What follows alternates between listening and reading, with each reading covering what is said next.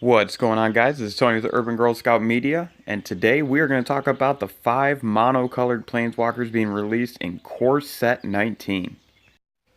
Alrighty, so first let's look at a Johnny, Adversary of Tyrant. So for 2 colorless and 2 white, he has a couple of interesting abilities. The first thing I see, though, is that this is not the Ajani we want, but the Ajani the tribal cats deserve. Giggity. So the +1 ability is pretty interesting for mono white. The -2 ability, again, interesting, but that -7, you could use it in mono white, but again, that's what really becomes something for the cats. Because I just think it's going to be super powerful, and it's going to give them kind of that weapon to go right at it from the beginning. Well, not the beginning, obviously, but as soon as they get, with it, 4 turns. So by turn 8, in theory, you could be dropping these cats. So not the worst. Like I said, the mana cost brings it down. Lots of humans could play well into the first 2 abilities, so human decks could look at this. And I think when planeswalkers are 2 colorless and then 2 of a mono color, so at that 4 range, I think that makes them pretty potent and pretty powerful. So this card definitely has that ability to be played in a lot of different formats. The only thing I don't like is that it is that ultimate is very much geared towards cats. I wish it was soldiers or humans that could be the tokens. That's just my preference. Overall, though, Ajani, Adversary of Tyrants, not the worst Ajani, but not my favorite. Good card to start off with the monocolored Planeswalker review. Second card we're going to look at is Vivian Reed. I think is how you say it. I'm not exactly sure. So 3 colorless, 2 green. And first impression is they took research and development took about 3 of the more popular green utility cards and they put it into a planeswalker. So I like that just simply based on that alone. I think that's a pretty cool setup to have. But again, not the most powerful planeswalker. My vote, before I look at her and start going into her abilities, my vote is she'll be the first of these 5 new planeswalkers that we're going to cover today to get to that $6-7 range. So her +1 ability, you get to look at the top 4 cards of your library. You may reveal a creature or land card among them, put it in your hand, put the rest on the bottom in any random order. Her next ability is a -3, where you destroy an artifact, enchantment, or creature with flying. And then her ultimate is basically an emblem that gives your creatures overrun with vigilance and indestructible. She's pretty decent. Like I think that it's a little bit more geared towards EDH. I don't see this being played in many other formats.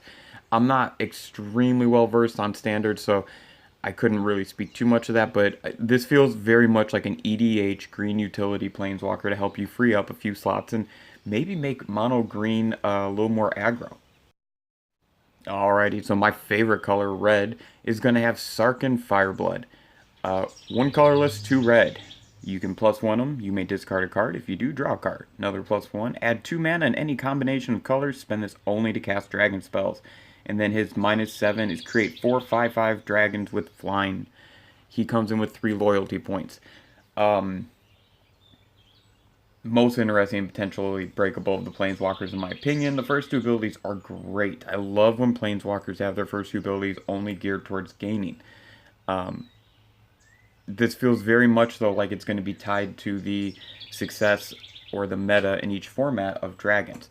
So dragons in EDH, they could use this. They would love this. Dragons in other formats, probably not so much. It doesn't give itself really a way to protect and create tokens early, and I think that's where this card is going to run into the most issues, trying to find a home in any format.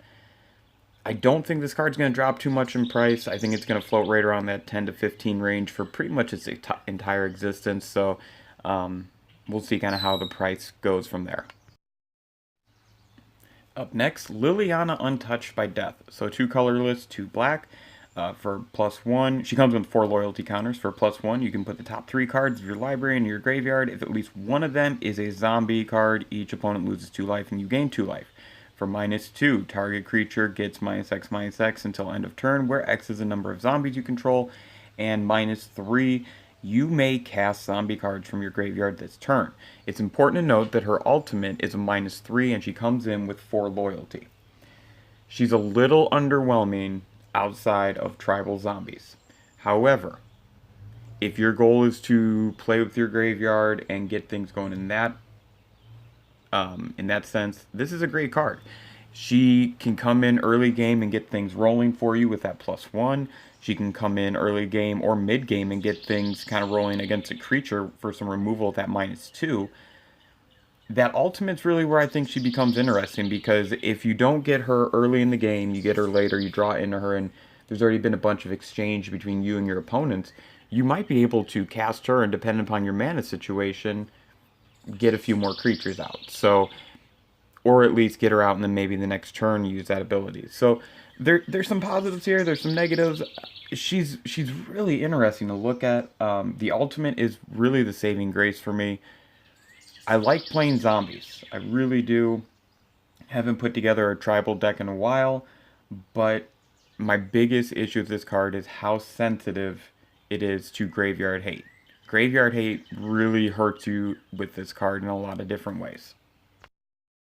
Okay, so the last monocolored planeswalker we're going to cover is Tezz, Artifice Master. 3 colorless, 2 blue.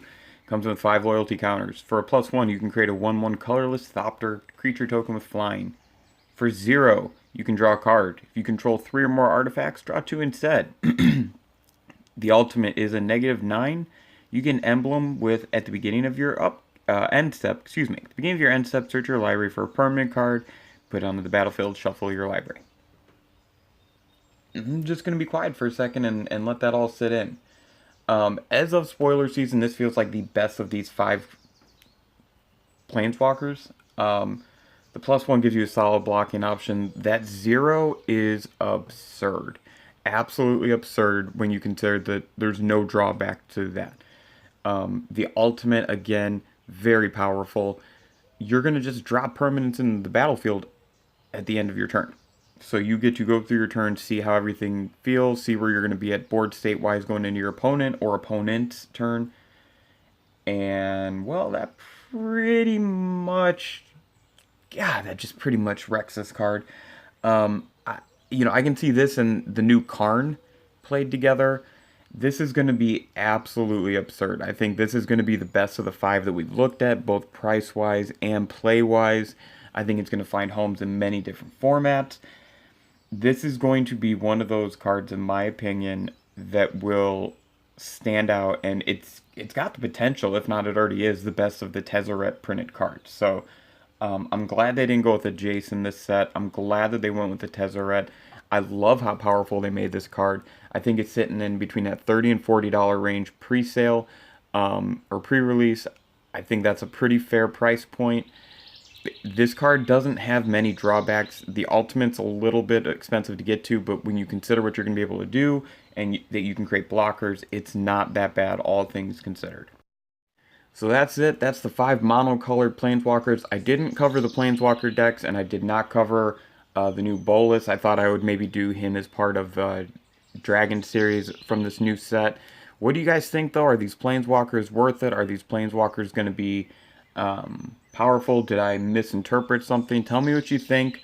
Of course, if you like what you're seeing, like the video, share the video, subscribe to the channel. If you don't, give me some feedback on why.